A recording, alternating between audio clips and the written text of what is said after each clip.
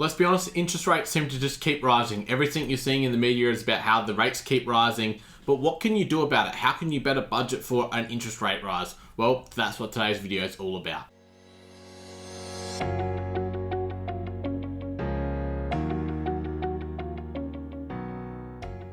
Hello everyone, my name is Rooshock, and today we're talking about interest rates. They keep going up, you keep seeing it in all the headlines. Interest rates are rising, they're expected to keep rising throughout 2022 and potentially into 2023.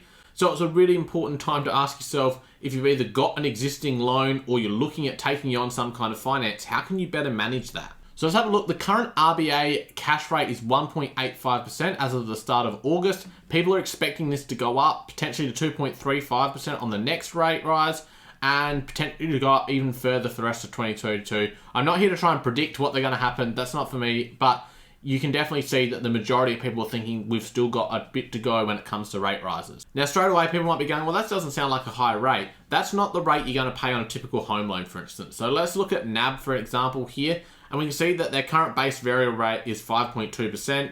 Now, there are some other rates depending on how much of a loan you've got, etc. But let's just use that to show the example that there is always quite a large gap between the RBA cash rate and what you're actually going to pay on a home loan. So I'm going to go through 3 strategies on how you can better handle rate rises, because it's really important to understand that unless you're fixing your rate, if you're on a variable rate, it's not going to stay the same. And even if you're fixing your rate, it's very unlikely you're going to be able to fix for the entire term of the loan. So therefore, again, you need to understand, well, if my rate increases, can I afford the repayments? Am I actually going to be able to meet what I need to be able to meet so I don't default on this loan? So the first one is don't overcapitalize. And this is going to be true for the larger the loan, the more interest you're going to pay, the more repayments you're going to pay, and therefore the bigger impact a rate rise is going to have.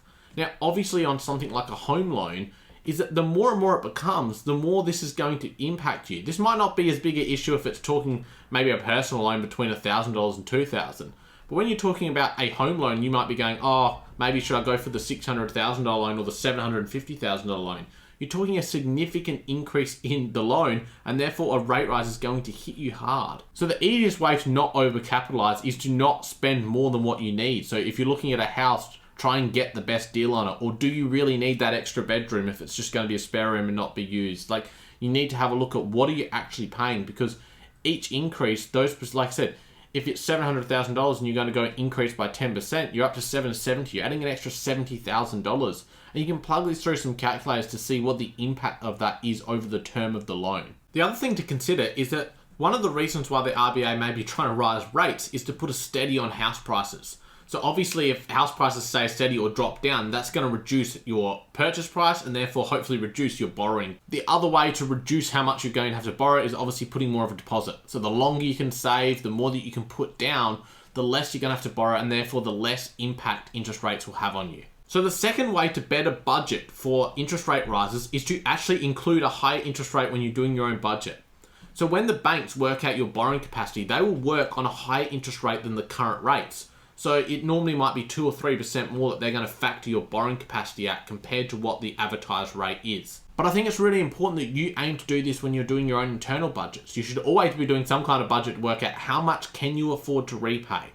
And when you're working out how much you can afford to repay, your current repayments on the loan, the minimum might be $1,000, but you might go, I can afford $1,500.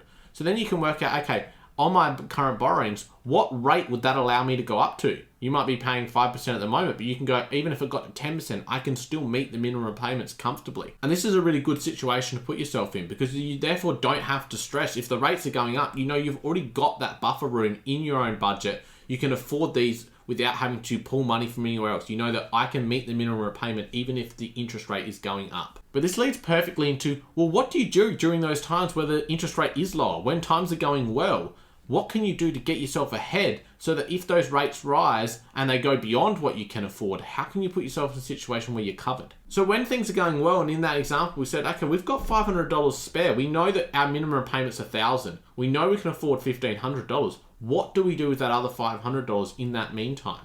And that can be the difference between putting yourself in a comfortable position or stressing yourself out. So you might be going, well, maybe I'm going to put an extra $500 off the loan anyway. I'm going to keep paying that down. It's going to really help cut the lifetime of the loan down. I'm going to pay less interest overall, and I'm getting ahead on the loan, whether that's via a redraw, whether it's via an offset, or maybe you're investing that $500 or you're paying off other debt.